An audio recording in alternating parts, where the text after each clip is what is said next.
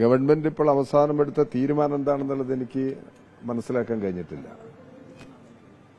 ഞാൻ മന്ത്രിയായിരിക്കുന്ന സമയത്ത് ബ്രൂവറി അനുവദിക്കുന്നതിനുള്ള ഒരു നിലപാട് സ്വീകരിച്ചിരുന്നു.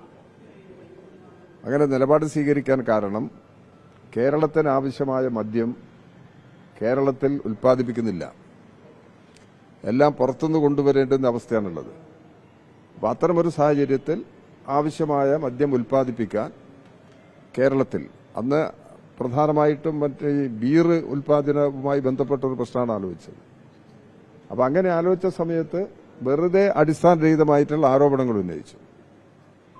അടിസ്ഥാനരഹിത എന്തെങ്കിലും ആരോപണത്തിൽ എന്തെങ്കിലും ഒരു കഴമ്പുണ്ടെങ്കിൽ അന്ന് തന്നെ അത് പരിശോധിക്കാനും നടപടി സ്വീകരിക്കാനും കഴിയുന്നതാണ്.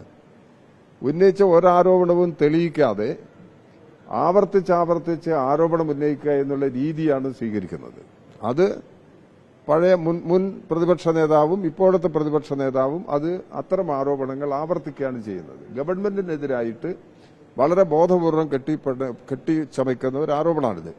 അവരുദ്ദേശിക്കുന്നത് അവരുടെ ഭരണകാലത്ത് ചെയ്തതുപോലെയുള്ള കാര്യങ്ങളാണ് ഈ വ്യവസായത്തിൽ ഇടതുപക്ഷ ജനാധിപത്യ മുന്നണി ഗവൺമെന്റിന്റെ കാലത്ത് ചെയ്യുന്നത് എന്നാണ് അവർ ഉദ്ദേശിക്കുന്നത്. അവർ വ്യാഖ്യാനിക്കുന്നത് അങ്ങനെയാണ്.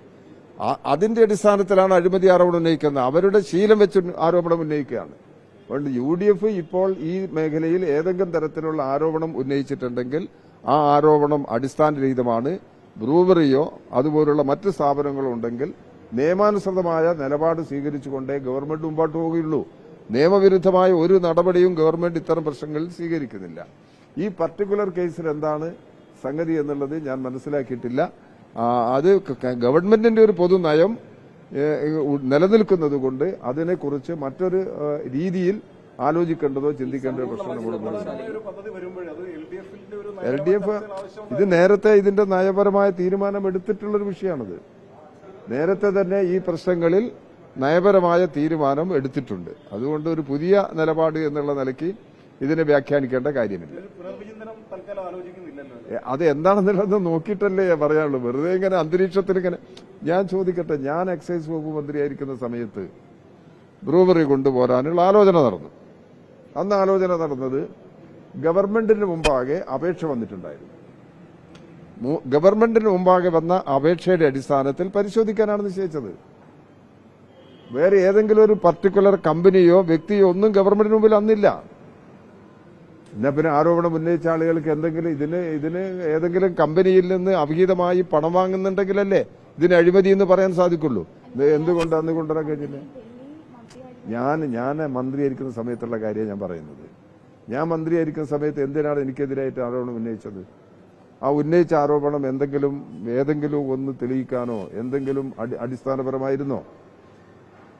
ഞാൻ മന്ത്രിയായിരിക്കുന്ന സമയത്ത് ഈ വ്യവസായ മേഖലയിൽ ഇടപെട്ടിട്ട് എന്തെങ്കിലും ഒരു ആക്ഷേപമോ ആരോപണത്തിനോ ഒരു അവസരവും ഉണ്ടായിട്ടില്ലല്ലോ.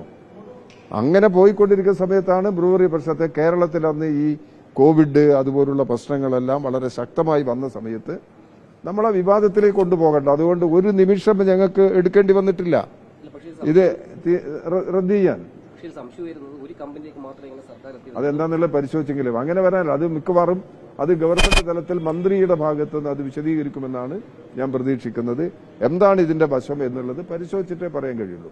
അന്ന് ഞങ്ങൾ സ്വീകരിച്ച നിലപാട് ഗവൺമെന്റിൽ വന്ന അപേക്ഷ പരിശോധിക്കുകയാണ് ചെയ്തിട്ടുള്ളത്. ആ പരിശോധിച്ചുകൊണ്ടാണുള്ളത്. ഇപ്പൊ അതെങ്ങനെയാ ചെന്നുള്ളത് മന്ത്രി തന്നെ അത് വിശദീകരിക്കും. ഒരഴിമതിയുടെയും പ്രശ്നമില്ല. ഒരഴിമതിയും ഇടതുപക്ഷ ജനാധിപത്യ മുന്നണി ഗവൺമെന്റിൽ ഇത്തരം പ്രശ്നങ്ങളുമായിട്ട് നടത്താനുള്ള ഒരു സാഹചര്യവുമില്ല. എല്ലാ കാര്യങ്ങളും കൂട്ടായി ആലോചിക്കുകയും ചർച്ച നടത്തി നയപരമായി തീരുമാനിച്ചിട്ടേ നടപ്പിലാക്കുന്നുള്ളൂ.